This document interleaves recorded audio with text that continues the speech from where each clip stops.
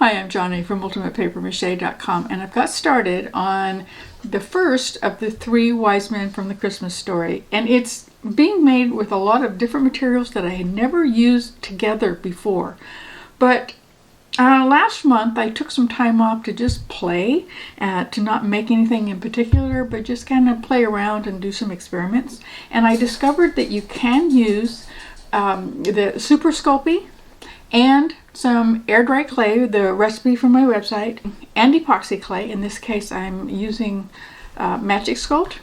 And you can use all three of them in the same sculpture because they can all go in the oven at 275 degrees for 15 minutes as often as you need to, just like you have to do for the Super Sculpey. And that means, I think, now this is a theory. I've only used, just a little glob of tinfoil and put these three different materials together, and I cooked them and it worked just fine. And it also worked using the aluminum foil stuck together with hot glue, although I'm still a little bit nervous about that, but I'm going to try it anyway.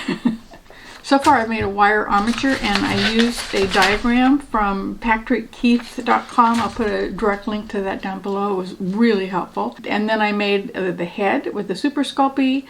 Then I put the aluminum foil on here for the shape of the clothing. And I'm going to use the aluminum foil as the underneath part of the air dry clay. I'll leave a link to the air dry clay recipe down below.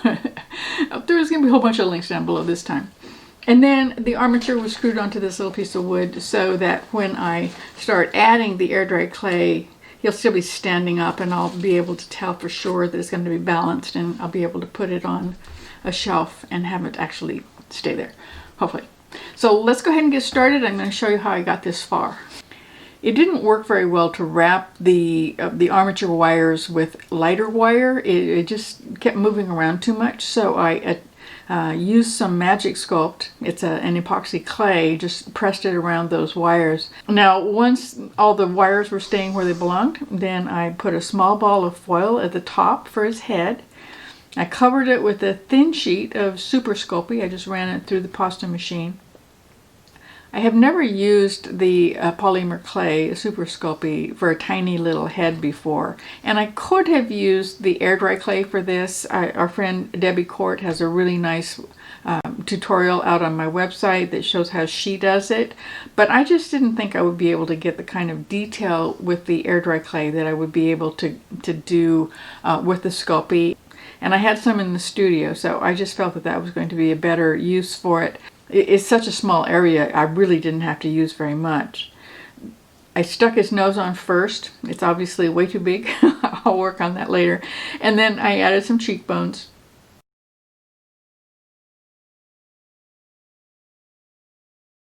I sculpted the eyes the same way that the Ace of Clay does, and you'll see him doing that in all of his videos. He makes it look really fast and easy, so I tried it and it worked. I will put a link to his channel down below, and I'm also going to link to Josh Foreman's channel. He has a really nice, very long tutorial about how to sculpt faces with both polymer clay and with epoxy clay. So it's a fantastic resource if you think that you'd like to do this sort of thing often. Now I added a stronger brow bone. I put a hint of a mouth because most of the bottom part of his head is completely covered up with his beard and mustache. Then I put the top part of his mustache on there.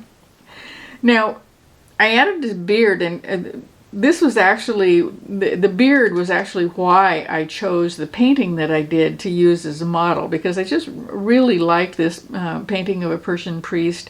I'm pretty sure it was intended to be one of the three wise men. The other two are in the background there.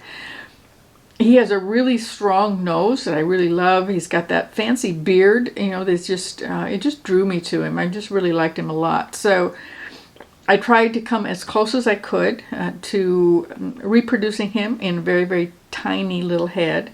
I'm not bothering to put his ears on because they're going to be completely hidden under his turban, but he does look a little weird without them.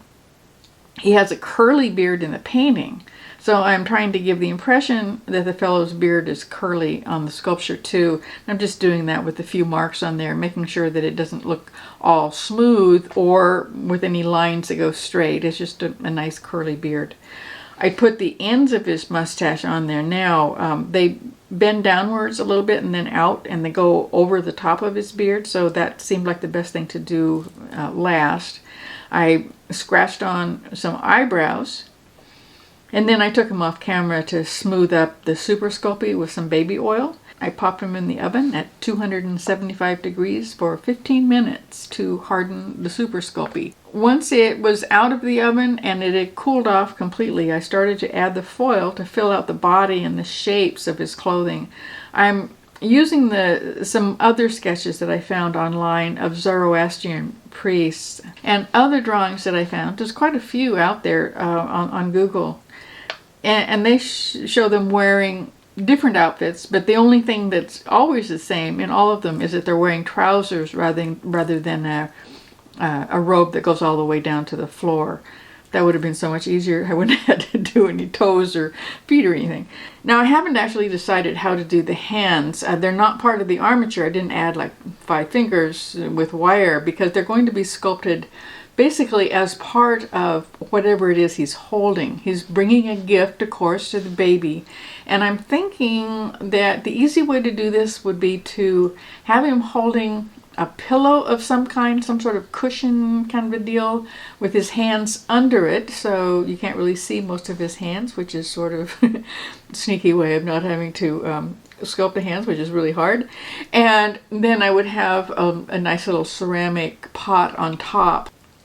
And now, of course, nobody really knows what the 3 wise men of the Bible story really look like. So I just tried to make it as close as possible to the drawings. And I figured if it didn't come all, if it isn't perfect or isn't authentic, it really doesn't make much difference because nobody knows what they were supposed to look like anyway. When I felt that I had enough foil on him to give me a good support for the air dry clay and give me enough information so I know where it goes, then I felt it was time to attach his feet to that small wooden base. He's not going to stand up on 2 feet without something down there to hold him up. I looked all over the house, and the shortest screws I could find were too long for one of these pieces of wood that I had, so I had to glue 3 of them together.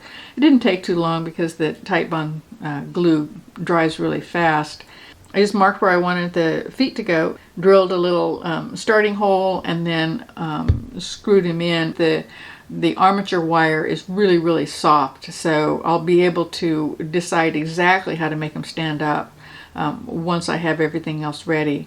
Now, I haven't decided yet if I'm going to make his feet out of the Magic Sculpt, which is an epoxy clay, or with Super Sculpey. I'll probably make it out of the Magic Sculpt because I think it's a little bit stronger. I just haven't decided yet. We're going to do that in the next video.